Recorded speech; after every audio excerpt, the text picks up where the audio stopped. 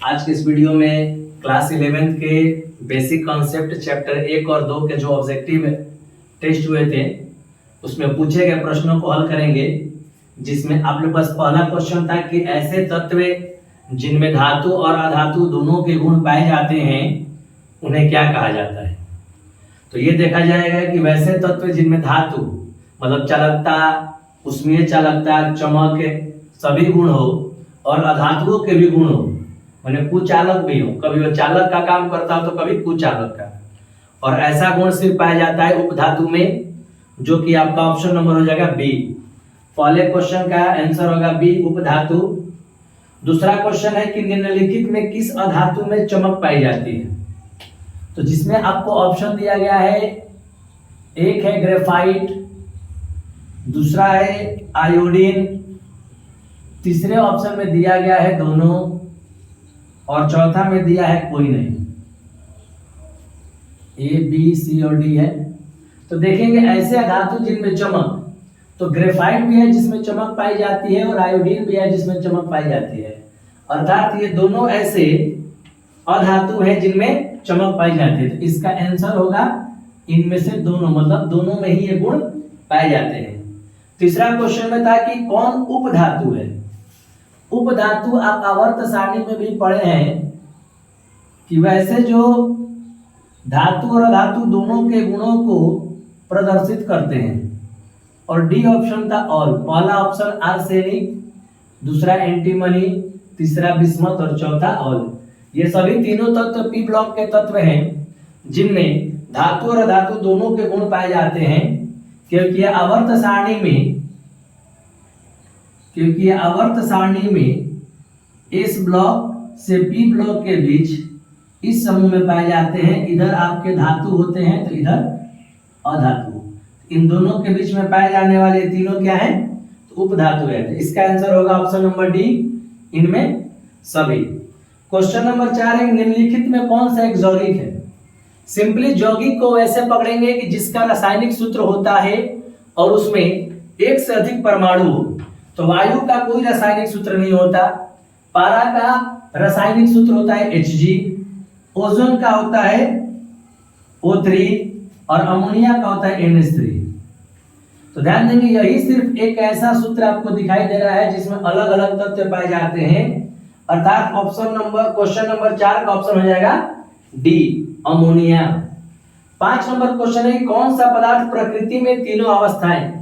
यह हमेशा पूछे जाने वाला क्वेश्चन है कि प्रकृति में ठोस अवस्था, द्रव अवस्था और गैस तीनों अवस्थाओं में कौन पाया जाता है। तो सिर्फ और सिर्फ जल एक ऐसा है जो ठोस, द्रव और गैस तीनों अवस्थाओं में पाया जाता है। उसके बाद क्वेश्चन नंबर 6 में है, विरंजक चूर्ण क्या है। विरंजक चूर्ण, तो सबसे पहले विरंजक चूर्ण का सूत्र देखेंगे, कैल्शियम ऑक्सीक्लोराइड। तो सबसे पहले इसमें एक तो है ही नहीं, तो ये तत्व नहीं है। मिश्रण, क्योंकि इसका रासायनिक सूत्र है तो ये मिश्रण नहीं होगा। अपरूप, ये किसी तत्व का है नहीं, तो बचा ऑप्शन नंबर बी।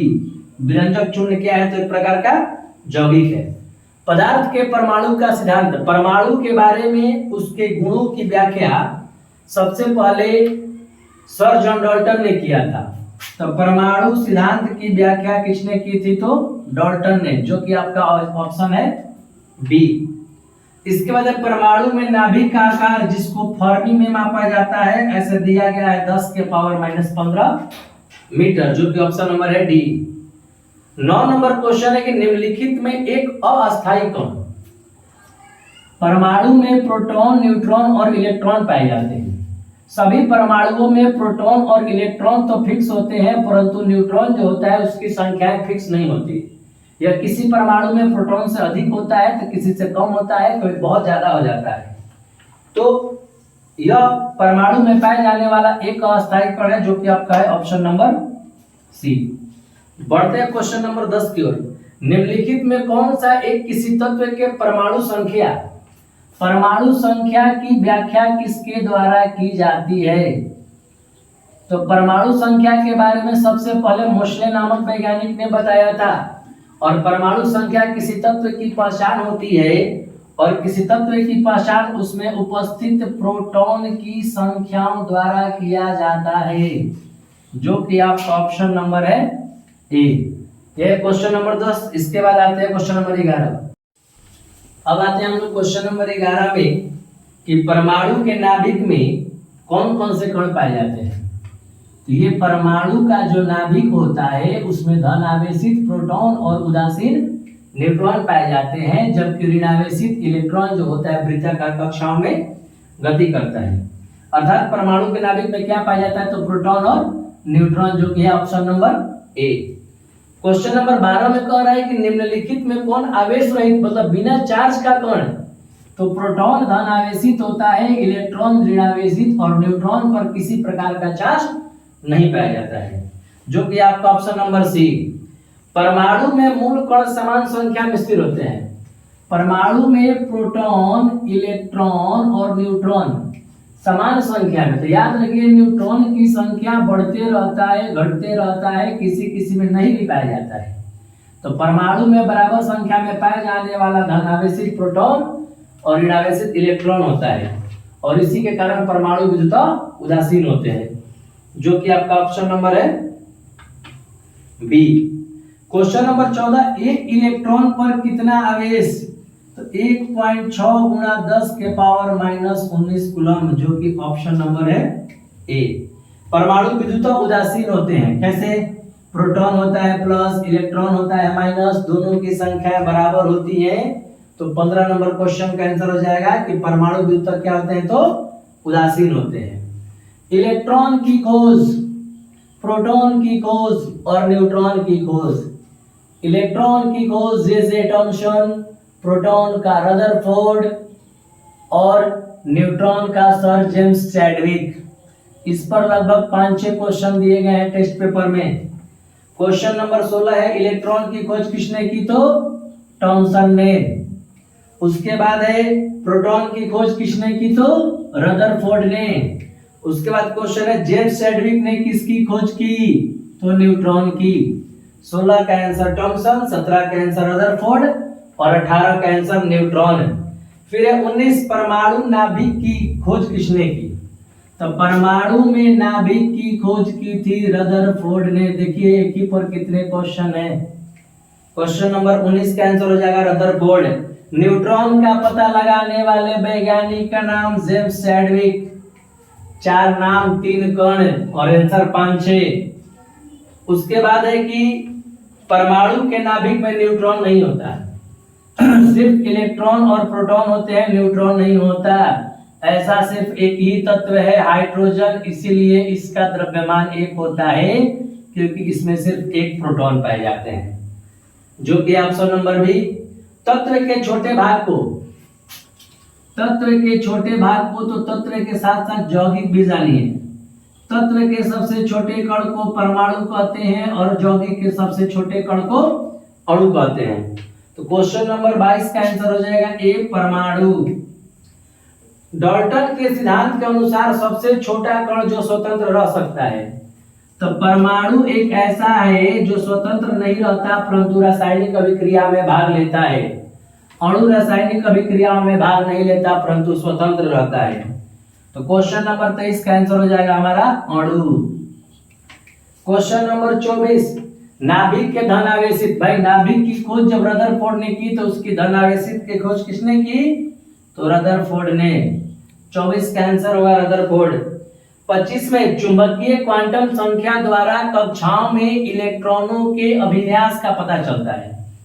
क्वांटम संख्या 4 थे, मुख्य क्वांटम संख्या जिससे कक्षा की जानकारी होती है, द्विगंशी क्वांटम संख्या जिससे उप कक्षा की जानकारी प्राप्त होती है, और तीसरा था चुंबकीय क्वांटम संख्या जिससे परमाणु में इलेक्ट्रॉन के अभिन्यास का पता चलता है, और चौथा था चक्रण क्वांटम संख्या जिससे किस प्रकार से इलेक्ट्रॉन कक्षाओं में व्यवस्थित है उसका पता चलता है।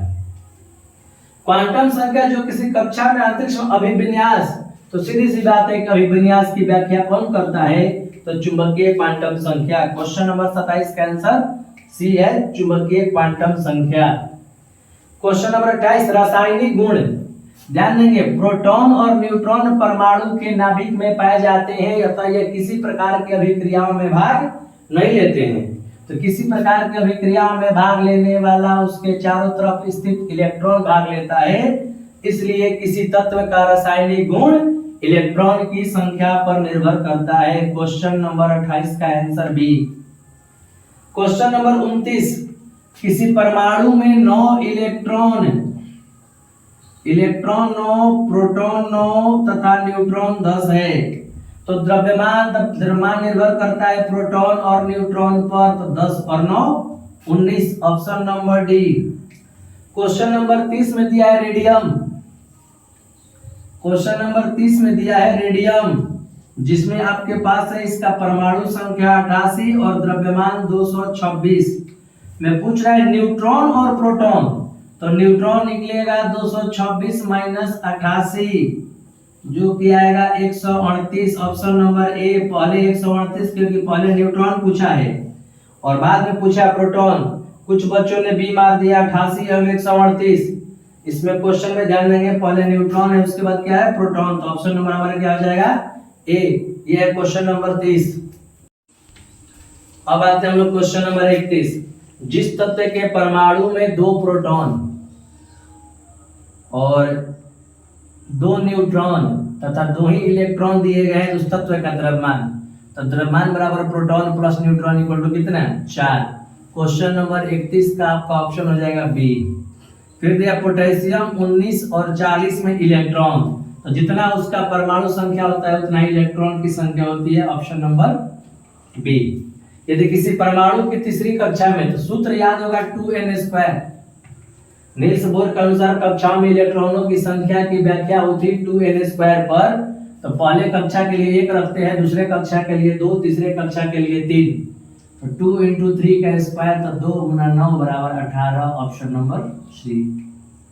इसके बाद है परमाणु संख्या जे तथा द्रव्यमान दिया है, तो न्यूट्रॉन की संख्या, तो न्यूट्रॉन की संख्या बराबर द्रव्यमान संख्या माइनस परमाणु संख्या, जो कि आपका ऑप्शन नंबर बी। परमाणु संख्या 17 और द्रव्यमान संख्या 35 में कितने न्यूट्रॉन या प्रोटॉन होते हैं, कितने न्यूट्रॉन होते हैं? परमाणु संख्या 17 और द्रव्यमान दिया है 35, तो 35 माइनस 17 बराबर 18 न्यूट्रॉन, क्योंकि प्रोटॉन की संख्या कही जाएगी तो प्रोटॉन 17 हो जाएगा। न्यूट्रॉन की संख्या के लिए द्रव्यमान माइनस परमाणु संख्या। क्वेश्चन नंबर 36 में कह रहा है कि इलेक्ट्रॉनिक विन्यास संभव नहीं है, तो 1s2 होता है, 1s2, 2s2, 2p6, 2d10, 3s2।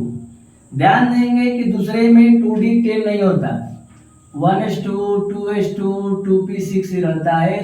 तीसरे जो होते हैं, तीसरा में d ऑर्बिटल आता है, दूसरा में d ऑर्बिटल नहीं आता है, इसका option number B. Question number 37 में दिया हुआ है कि 1s2, 2s2, 2p6 किसका इलेक्ट्रॉनिक विन्यास है? कुल इलेक्ट्रॉनों की संख्या 10। पहले में दिया हुआ है सोडियम और नियॉन, इसका 11 होता है, तो ये नहीं होगा। दूसरा में दिया हुआ है नियॉन और सोडियम आयन, तो नियॉन का 10 होता है, जब सोडियम इलेक्ट्रॉन का त्याग करता है इसके पास भी 10 इलेक्ट्रॉन ही बचते हैं, तो आपका ऑप्शन नंबर हो जाएगा बी, नियॉन और सोडियम आयन। परमाणु संख्या 20 वाले बोर के अनुसार इलेक्ट्रॉनिक विन्यास करने पर कैल्शियम का इलेक्ट्रॉनिक विन्यास 2882, option number C.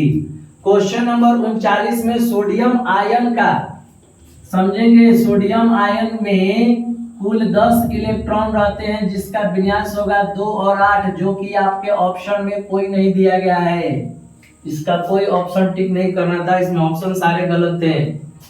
Question number 40 में है कि कोर इलेक्ट्रॉन, क्वेश्चन नंबर 40 में है कोर इलेक्ट्रॉन, तो कोर इलेक्ट्रॉन सोडियम में ये ध्यान देना है कि संयोजी इलेक्ट्रॉन को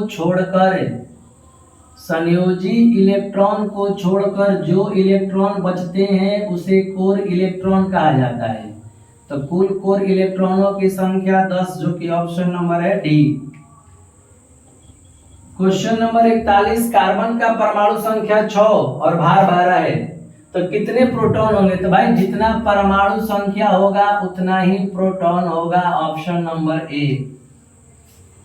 क्वेश्चन नंबर, इलेक्ट्रॉनिक विन्यास दिया गया है 42 में 2, 8 और 2, और पूछ रहा है संयोजी इलेक्ट्रॉन। तो भाई इसको तो कोर बोलते हैं, संयोजी इलेक्ट्रॉन बचेगा कितना? 2, तो ऑप्शन नंबर डी। 43 में है, किसी तत्व में परमाणु में 19 प्रोटॉन तथा 20 न्यूट्रॉन है, तो द्रव्यमान कितना होगा? तो प्रोटॉन की संख्या प्लस न्यूट्रॉन की संख्या 39। क्वेश्चन नंबर, ऑप्शन नंबर हमारा 39 ए में है। क्वेश्चन नंबर 44, यदि कक्षा की संख्या को, इसमें गलती से एम टाइप हो गया है, वहां एन होगा। अधिकतम इलेक्ट्रॉन की संख्या का सूत्र बोर के अनुसार 2n² होता है। क्वेश्चन नंबर 44 का ऑप्शन नंबर सी। नाभिक ने रदरफोर्ड ने, ध्यान देंगे कि रदरफोर्ड का जो एक्सपेरिमेंट हम क्लास में बताए थे कि सोने के पतले पत्थर पर किस किरण का प्रवाह कराया था, तो सोने के पत्थर पर धनावेशित अल्फा कण का प्रवाह कराया गया था, जो कि आपका ऑप्शन नंबर क्या है? ए है। क्वेश्चन नंबर 45 का ए। 46 में आवेश, इलेक्ट्रॉन पर आवेश की खोज किसने की? उसका आंसर होगा RK. Millikan, option number D.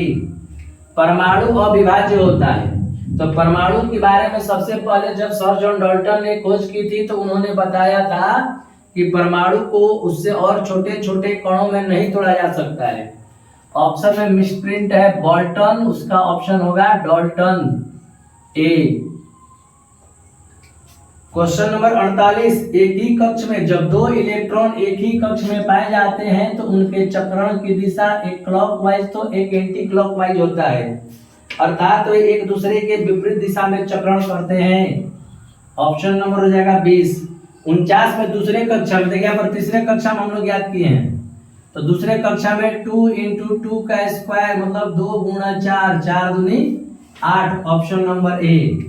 Last question में परमाणु संख्या ए और द्रव्यमान संख्या वहां जेड होना चाहिए, तो जितना परमाणु होता है उतना ही इलेक्ट्रॉन होते हैं, तो 50 नंबर क्वेश्चन का आंसर हो जाएगा सी, जो कि है ए। ये हमारे क्लास 11th के जो ऑब्जेक्टिव टेस्ट पेपर के 50 क्वेश्चन थे, उन सभी प्रश्नों के उत्तर हैं। अब थ्योरीज वाले वीडियो अब आगे आपको मिलेंगे।